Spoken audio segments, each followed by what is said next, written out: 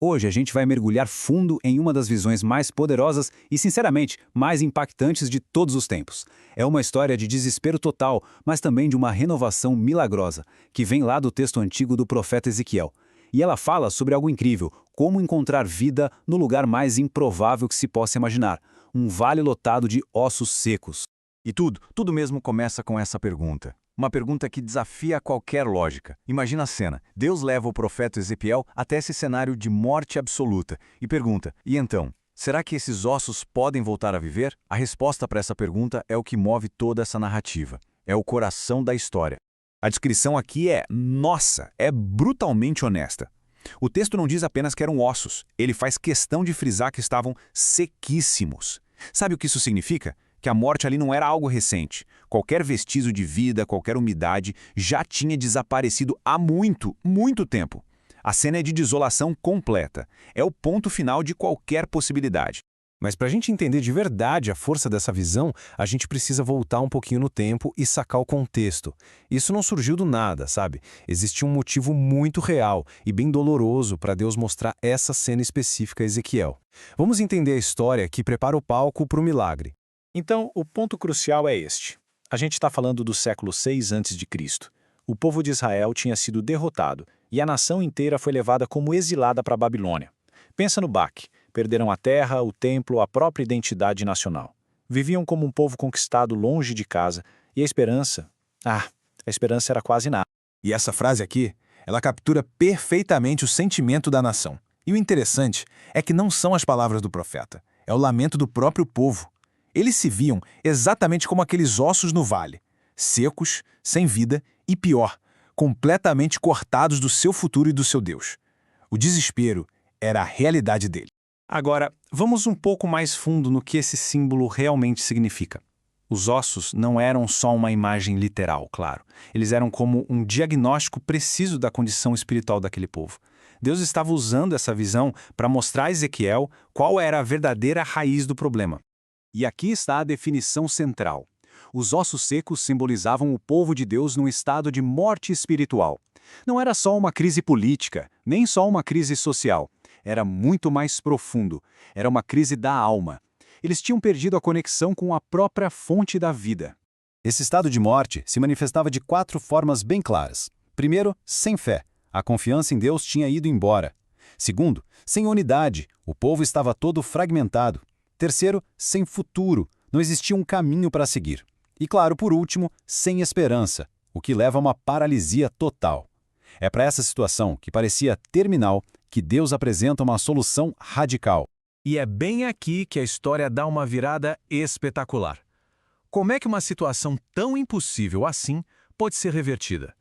A resposta revela um padrão divino, um método específico que Deus usa para gerar vida onde só existe morte. É que o milagre não acontece de forma silenciosa, meio mágica. Não, ele se desenrola em 2 etapas, muito claras e conectadas.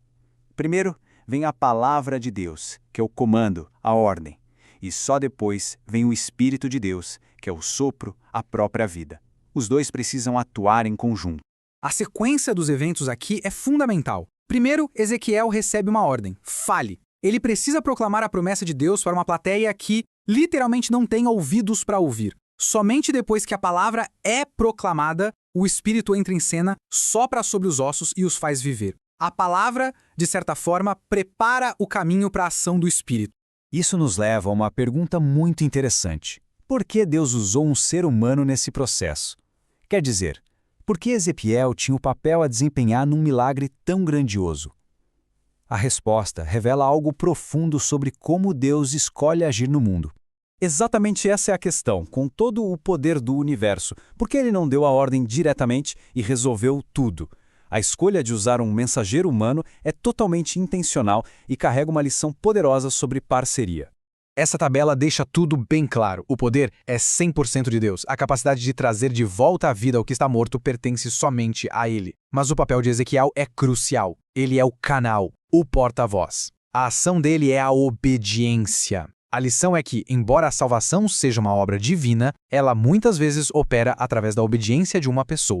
E essa ideia de parceria não é uma coisa isolada que só aparece em Ezequiel, não. ela ecoa em várias outras partes das Escrituras. Existe esse chamado para sermos cooperadores, para trabalharmos junto com os propósitos de Deus, mesmo sabendo que o poder de transformar as coisas não vem da gente, né? Vem dele. Certo. Mas como é que essa história de milênios atrás se conecta com o mundo de hoje? O que esses ossos secos representam em nossas vidas, em nossas comunidades, em nossas instituições? Vamos trazer essa mensagem para o presente? Para as instituições, especialmente as religiosas, a mensagem é um alerta muito sério. É perfeitamente possível ter toda a aparência de vida, ter estrutura, programas, atividades rolando e ainda assim estar espiritualmente morto por dentro. Uma religião sem o sopro do espírito é só um vale de ossos muito bem organizados. Agora, no nível pessoal, a mensagem é de uma esperança radical. Para quem se sente sem energia, sem propósito, espiritualmente seco, essa história afirma que não existe um estado tão sem vida que não possa ser revivido. Deus, ao que parece, se especializa em criar vida onde não há absolutamente nada. E por fim, para aqueles que se sentem chamados a liderar, a encorajar, a servir, a lição de Ezequiel é que a nossa parte é obedecer e proclamar uma palavra de esperança, mesmo quando a situação parece completamente perdida. A nossa obediência pode ser o canal que Deus usa para operar o impossível na vida de outras pessoas. Resumindo tudo, a gente pode levar 4 verdades essenciais desse vale. Primeira, Deus olha para o que parece morto e não desiste. Segunda, a vida espiritual é um dom que só Ele pode dar. Terceira, Ele convida pessoas comuns para participarem da sua obra. E quarta, o impossível acontece quando a palavra proclamada e o poder do Espírito se encontram. No fim das contas, a história do Vale dos Ossos Secos se resume a esta verdade absoluta. É uma demonstração poderosa de que os limites da possibilidade humana não definem, nem de longe, os limites do poder de Deus. E isso nos deixa com uma pergunta para refletir. Onde estão os ossos secos ao nosso redor? Talvez seja um relacionamento que acabou, um sonho que foi abandonado, uma comunidade sem esperança ou até áreas da nossa própria alma que parecem sem vida. A história de Ezequiel sugere que esses lugares não são o fim da linha, mas talvez sejam um exato ponto de partida para o milagre.